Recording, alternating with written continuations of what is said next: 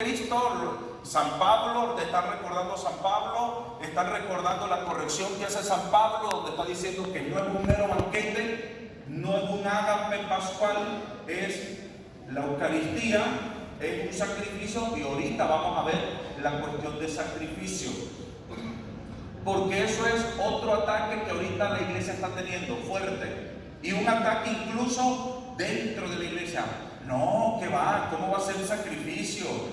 ¿Cómo cree que Jesucristo o el Padre va a estar deseando la sangre de su Hijo si Dios no es un Dios necesitado de sangre y que quién sabe qué? Esas ideas están dentro de la iglesia católica.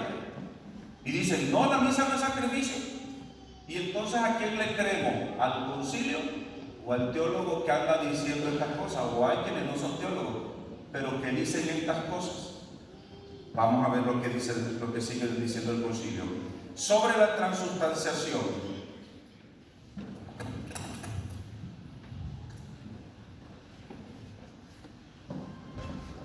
Cristo Redentor nuestro dijo ser verdaderamente su cuerpo, lo que ofrecía bajo la apariencia de pan.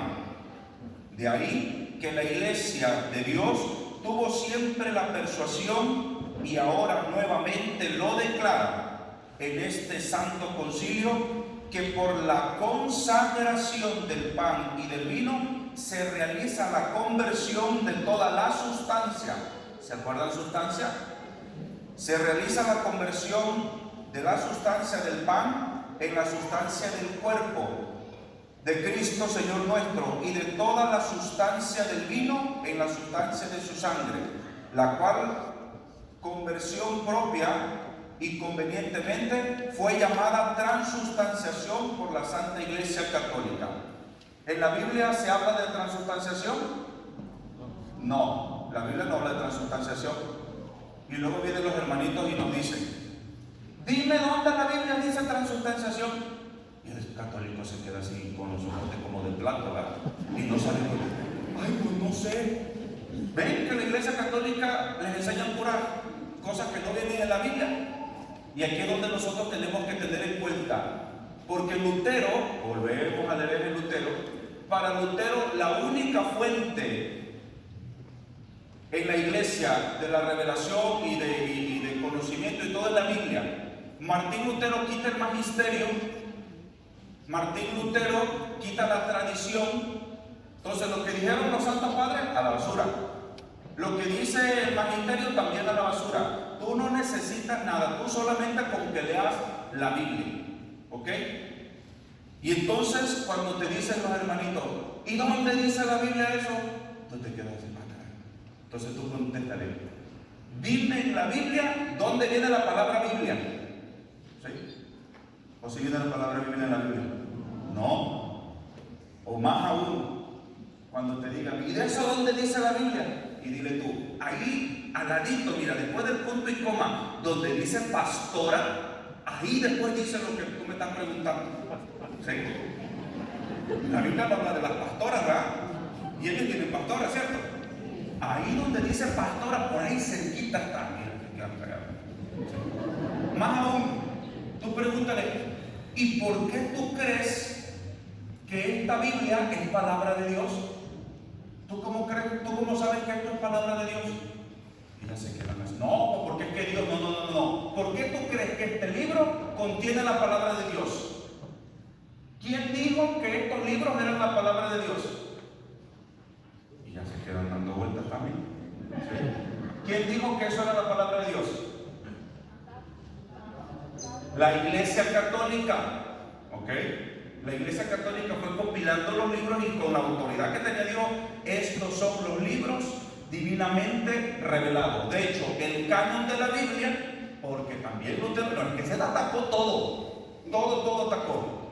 En el Concilio de Trento también se va a definir cuál es el canon de la Biblia, cuáles son los libros inspirados por Dios, porque Martín Lutero dice que no sirven las obras, que solamente la fe.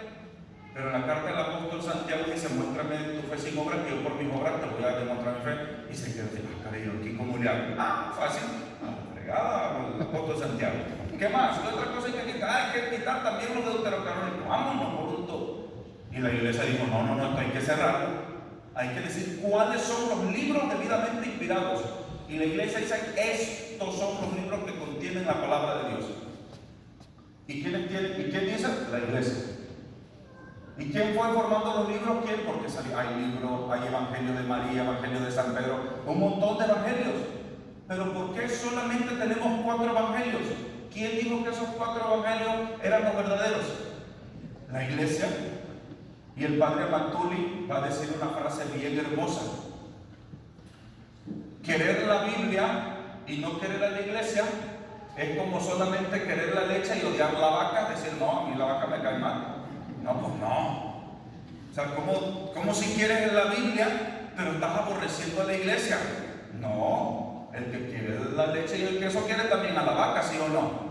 Que es la autora de la leche y el queso y todo eso, ¿sí o no? Bueno, entonces la transubstanciación aquí está. Dice, ahora vamos a ver lo que habla sobre la adoración hacia la Eucaristía, porque vimos uno de los herejes que decía que como no hay transubstanciación y no hay presencia real, ¿qué es entonces lo que tuvimos hace rato aquí en el altar? ¿Qué hicimos todos los católicos en frente de la custodia? ¿Un acto qué? ¿De adoración? ¿Para los herejes? No. Acuérdense, a ver, vean esos apuntes. Uno de los herejes, ¿quién fue? Dijo que adorar a la Eucaristía era un acto idolátrico. ¿Por qué es un acto idolátrico? Porque no está Cristo ahí. Entonces yo estoy adorando una cosa, estoy adorando una hostia, un pedazo de pan. ¿Quién fue? Berengario. Búsquenle. Berengario, ¿ah? Entonces decían, como no hay transubstanciación y no hay presencia real, luego entonces lo que hicimos hace rato aquí, todos hincaditos enfrente de ti, fue un acto idolátrico para los herejes. ¿Ok? Vamos a ver lo que va a contestar la iglesia sobre esto. Porque, fíjense, me decía un amigo de Los Ángeles, un padrecito joven, le dice a su párroco, padre, en su parroquia no hay hora santa. Y después de la pandemia, pues ya ves que empezamos a hacer las horas santas por live stream y todas esas cosas por live stream y todo eso. Y le dice el padrecito, padre, hacemos una hora santa por live stream. Y le dice el padre, fíjense, escuchen las palabras, Cristo se quedó en la Eucaristía para ser comido, no para ser adorado. Fíjense, un sacerdote, aquí cerquita en Los Ángeles, sí, ya la verdad. Bueno, vas a ver qué padre, usted lo sabe, yo lo conozco. Cristo se quedó en la iglesia para ser comido, no para ser adorado. Para Martín Lutero, como la presencia de Cristo, él sí, acuérdense, para Martín Lutero hay presencia real, sí, pero esa presencia real ¿qué es? Temporal, pasajera. Entonces, si el padrecito consagró y se fue a la comunidad, entonces, híjole, ya el Señor se fue, y ahora ¿cómo le hacemos palabras santas si el Señor ya se despegó de la hostia? Pues no podemos adorar, ¿por qué? Porque como ya se acabó la misa, entonces ya no hay presencia real, entonces no se puede adorar eso porque ya no está Cristo, según Lutero, ¿ok? No vayan a decir como la viejita que dijo que, ¿se acuerdan? El padre dijo que debemos de quemar las imágenes. No. Un hereje está diciendo eso. Entonces Martín Lutero dijo, como la presencia de Cristo es temporal, es pasajera, entonces no se puede adorar la Eucaristía, porque ya no está Cristo. Vamos a ver lo que contesta el concilio y acuérdense de esas palabras que dijo el padre. ¿Qué dijo el padrecito? Que la Eucaristía es para... No para adorarse. Eso es herejía pura. Y vamos a ver lo que contesta el concilio, porque ustedes se van a encontrar un que otro padrecito de eso, ¿ok? Especialmente esa parroquia donde no hay adoración al Santísimo, a lo mejor ese padrecito es de estos. ¿sí? Dice el concilio: el culto y veneración que se ha de mostrar por este santísimo sacramento. Déjenme doy un trago al agua. No queda pues ninguna duda de que conforme a la costumbre recibida de siempre en la Iglesia Católica, todos los fieles de Cristo, en su veneración a este santísimo sacramento, deben tributarle aquel culto de latría que se debe al verdadero Dios, porque no es razón para que se le deba adorar menos el hecho de que fue por Cristo Señor instituido para ser tomado como alimento. Fíjense, vamos a volver a leer esto. Dice: porque no es razón para que se le deba adorar menos el hecho de que fue por Cristo Señor instituido para ser tomado como alimento, porque aquel mismo Dios creemos que está en él presente, a quien al introducir el Padre eterno en el orbe de la tierra dice: y adórenle todos los ángeles de Dios, ¿sí? A quien los magos postrándose le adoraron, a quien en fin la Escritura atestigua que le adoraron los apóstoles en Galilea. Entonces, los magos adoraron a Cristo, ¿sí o no? ¿Quién más le adoraron? Los apóstoles, ¿sí? Pedro se postra, ¿ok? Entonces, si Cristo está presente en la Eucaristía, ¿podremos adorarlo? Sí, podremos adorarlo. Por eso hemos estado hablando de que la transubstanciación, de que si hay cambio de sustancia, que si está presente en la Eucaristía, luego entonces, si Cristo está presente en la Eucaristía, lo podemos adorar como un culto fuera de la misa. ¿Cuál fue el culto cuál es ese culto fuera de la misa? ¿Cómo lo llamamos? La hora santa. Eso en las iglesias orientales, en las iglesias ortodoxas no existe. Ellos no tienen adoración al Santísimo como lo tenemos nosotros, pero en la iglesia católica sí. ¿Ok? Y es bien interesante sobre todo cómo surge, porque el que tengamos custodia va a surgir de una situación muy chistosa. Empezó como una cuestión de fe, pero como todo en la vida, empiezan a ver las corrupciones de las cosas que a veces se están haciendo bien. La gente en la época medieval creía que Cristo estaba en la Eucaristía y que en el momento que el sacerdote lo levantaba, en el momento de la elevación, ellos decían: ya está Cristo ahí. Y la gente se llenaba de gozo porque sabían que Cristo estaba en la Eucaristía. Si ya lo elevó el Padre, ya está Cristo ahí. Y era fe en la Eucaristía. Pero esta fe en la Eucaristía va a empezar a tener unas complicaciones. Que la gente entonces va a empezar a desviarse un poquito. Y entonces van a llegar a la misa solamente al momento de la elevación. ¿Ok? Y terminaba la elevación cuando ya el Padre estaba diciendo la misa y ya levantaba el cuerpo de Cristo y levantaba la sangre de Cristo. Pues ya la gente se iba y decían: allá en Santa Cecilia hay elevación en unos minutos. La gente se iba corriendo para otra vez estar en la elevación. Cristo está ahí.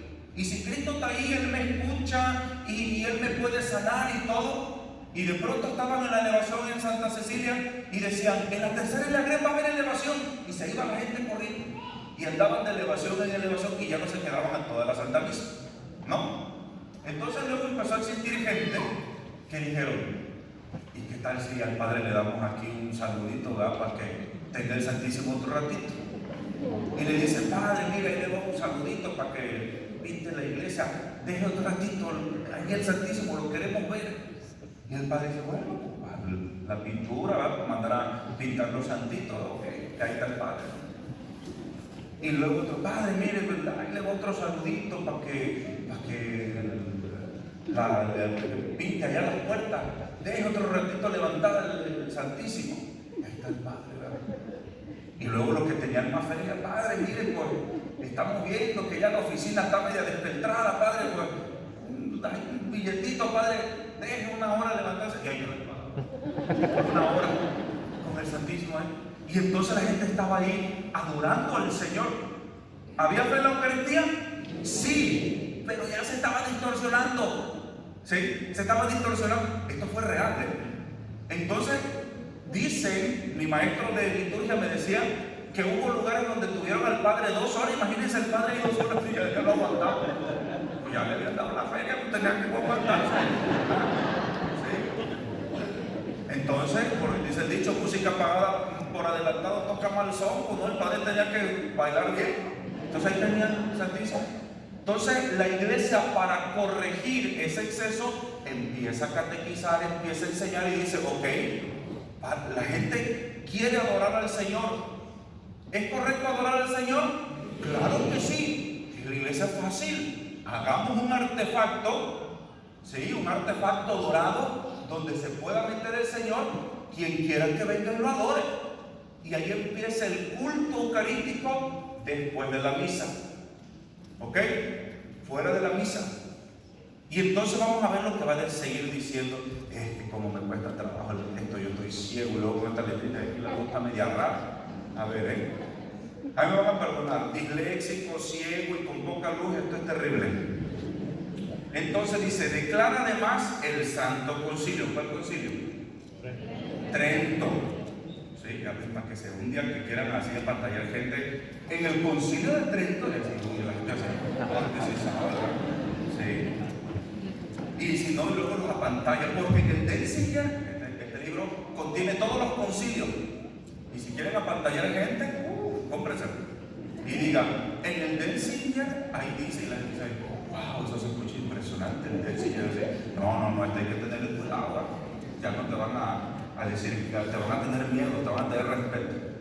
Declara además el Santo Concilio que muy piadosa y religiosamente fue introducida en la Iglesia de Dios la costumbre de que todos los años, determinado día festivo, se celebre este excelso y venerable sacramento con singular veneración y solemnidad.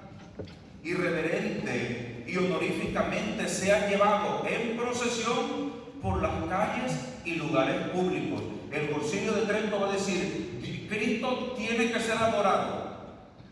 Y no solamente adorado en la iglesia, sino que se exponga en las calles y que sea llevado en procesiones solemnes y que haya testimonio de que Cristo está con nosotros.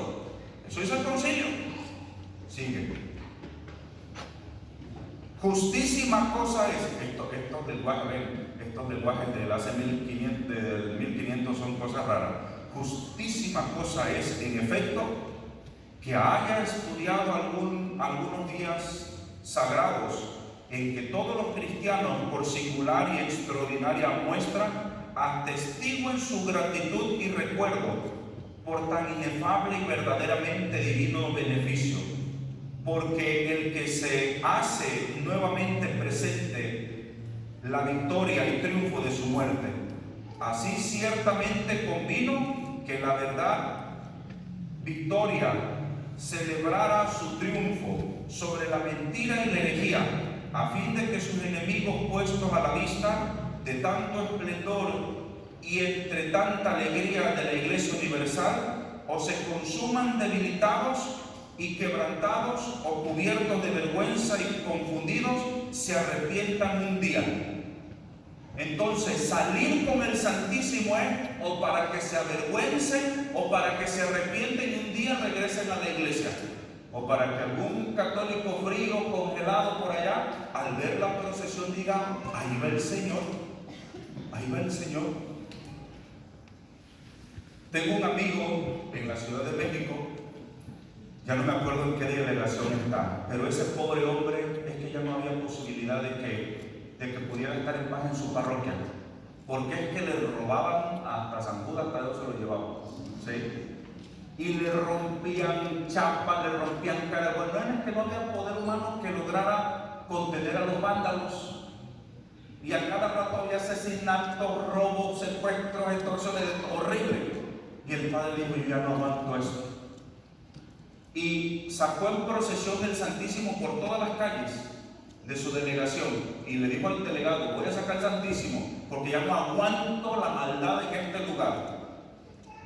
Y sacó el Santísimo en procesión, y en cada calle donde entraba el Santísimo él exorcizaba la calle, porque era el exorcista de San Vicaría. Exorcizaba la calle y bendecía la calle con el Santísimo, y ahí en procesión toda la delegación. A los 2 o 3 meses le dieron un reconocimiento al padre de la delegación porque la delincuencia se vino abajo, y el delegado reconoció que haber hecho una procesión con el Santísimo había hecho que disminuyera la maldad en su área. Dice el padre: es que ya no se podía, o sea, no había cadenas que no trozaran estos desgraciados. O sea, todos desbarataban y se robaban todo, ya no podía tener nada. Él tenía que irse con su papá y regresar a la iglesia a ver si todavía estaba el altar, los manteles, porque no había posible. Pero después de que se hace la procesión con el Santísimo, se baja la delincuencia. Hubo conversión. Necesitamos eso más. La necesaria preparación para recibir dignamente la Eucaristía. ¿Qué responde el concilio? Y sobre todo porque ahorita hay voces, pero voces de las grandes, que dicen que para recibir la Eucaristía pues basta nada más con quererlo, o basta nada más con llevar el traje de fiesta del que habla la Biblia. Y vamos a ver si esto es así. ¿Qué dice el concilio sobre la recepción para la comunión? ¿Se acuerdan que yo estuve friegue los domingos diciendo en diferentes misas y entre semanas? ¿No coinciden las líneas de la comunión con cuáles líneas? Con la confesión. Si lo estuve diciendo varios tiempo, dije: o aquí la gente es santa o está comulgando mal, o se van a confesar a otro lado. Porque yo confesaba bien poquito tiempo, digo, hoy nada más confieso media hora porque tenemos la misa, ¿ok? Pero mañana sí tenemos más confesión, y el sábado también. Entonces las lineononas de gente para comulgar, pero líneas interminables. Y para confesar bien poquita gente. Dije, pues a lo mejor se van a San Norberto, a Santa Cecilia, a la Teresa y la Grey, a Santa Ana, y por eso pues aquí nos tienen más tranquilos. Pero no me cuadraba, dije, no creo, yo conozco a mi gente. Es que los católicos estamos cortados con la misma tijera. Dije, no están comulgando bien. ¿Sí? Porque hay padrecitos que dicen: tranquilo, tú nada más haz un examen de conciencia y haz un examen, un propósito de no volver a pecar, ahí y comulga. ¿A ustedes les han dicho eso a algún otro padrecito, sí o no? Vamos a ver lo que dice el Concilio de Trento, si eso se puede. Si nada más porque tú digas: ay, es que yo tenía ganas de comulgar, padre. ¿Y por qué no tuviste ganas de ir a confesarte? Padre, que no, ya usted se levantó y se vino a decir misa. Bueno, espérate el otro día, pues no comulgues en pecado mortal. Porque lo dice el padrecito Gastón. No, ahorita vamos a ver el concilio, lo que dijeron los padres en el concilio. Si nada más basta con: ay, padre, es que a mí me dieron tantas ganas. Sí, porque también les den ganas de irse a confesar. ¿Sí? La recepción de la Eucaristía no es solamente cuestión de ganas. Es algo muy peligroso. En la secuencia de Corpus Christi, Santo Tomás de Aquino compuso algo bellísimo. Y dice Santo Tomás de Aquino que que la misma comida a uno les da vida y a otro les da muerte. Qué cosa tan interesante tiene la misma comida, dice Santo Tomás de Aquino. ¿Cómo un mismo alimento te da vida o muerte? ¿De qué depende la vida y la muerte? De cómo usted se está preparado. Si no estás preparado, yo por eso le digo: si tienen duda de que estén en estado de gracia, mejor quédate sin comulgar. No comulgues. No comulgues. De todas maneras, por ejemplo, y eso también lo vamos a ver, si yo no puedo comulgar, de todas maneras Cristo se está ofreciendo al Padre en la persona del sacerdote por la remisión de nuestros pecados. Yo no pude entrar en comunión con Él, pero el beneficio de la misa sí lo recibo. Cristo me está salvando, Cristo me está fortaleciendo. ¿Sí me voy a entender? Pero no lo comulgues en pecado mortal. ¿Ok? No lo comulguen así. Es que tuve dudas, es que me peleé con mi hermana y casi se la quería refrescar, pero es la misma mamá y me arrepentí, pero híjole, ¿estuvo bien o estuvo mal? Hermana, eso hay que reflexionarlo y decir, no, mejor no comulgo. Y vas con el padrecito y te confiesas, Padre, falta el respeto o lo que haya sido. Y entonces ya, bien confesadito, vienes a recibir el cuerpo de Cristo. ¿Sí? Veamos lo que dice el concilio.